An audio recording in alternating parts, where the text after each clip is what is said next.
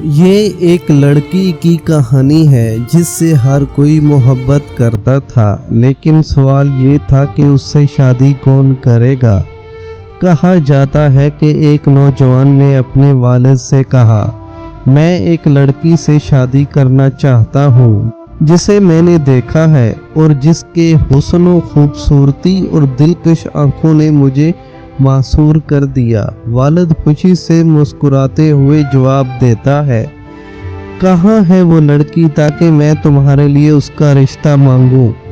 جب وہ دونوں لڑکی کو دیکھنے جاتے ہیں تو والد بھی اس کے حسن سے متاثر ہو جاتے ہیں اور اپنے بیٹے سے کہتا ہے، سن بیٹا، یہ لڑکی تمہارے لائق نہیں ہے، تم اس کے قابل نہیں ہو۔ یہ تو ایک ایسے آدمی کے لیے ہے جو زندگی کا تجربہ رکھتا ہو اور جس پر بھروسہ کیا جا سکے، جیسے میں۔ لڑکا اپنے والد کی بات سن کر حیران ہو جاتا ہے اور کہتا ہے، نہیں، میں اس سے شادی کروں گا، نہ کہ آپ۔ پھر وہ دونوں جھگڑتے ہوئے پولیس اسٹیشن چلے جاتے ہیں تاکہ مسئلہ حل کیا جا سکے۔ جب انہوں نے پولیس افسر کو اپنی کہانی سنائی تو افسر نے کہا، لڑکی کو بلاؤ، ہم اس سے پوچھتے ہیں کہ وہ کس کو چاہتی ہے، بیٹے کو یا والد کو۔ جب افسر نے لڑکی کو دیکھا اور اس کے حسن سے متاثر ہوا تو اس نے کہا، یہ تم دونوں کے لیے مناسب نہیں، یہ تو میرے جیسے کسی عام شخص کے لیے ہے۔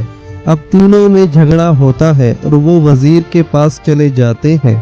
وزیر لڑکی کو دیکھتے ہی کہتا ہے، یہ لڑکی تو صرف وزیروں کے لائق ہے جیسے میں ہوں۔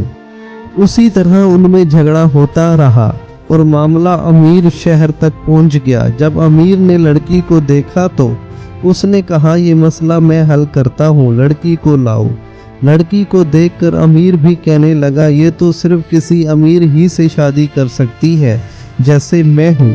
پھر سب نے بحث کی تو لڑکی نے کہا، میرے پاس ایک حل ہے، میں دوڑوں گی اور تم سب میرے پیچھے دوڑو گے، جو بھی پہلے مجھے پکڑے گا میں اس کی بن جاؤں گی اور اس سے شادی کروں گی۔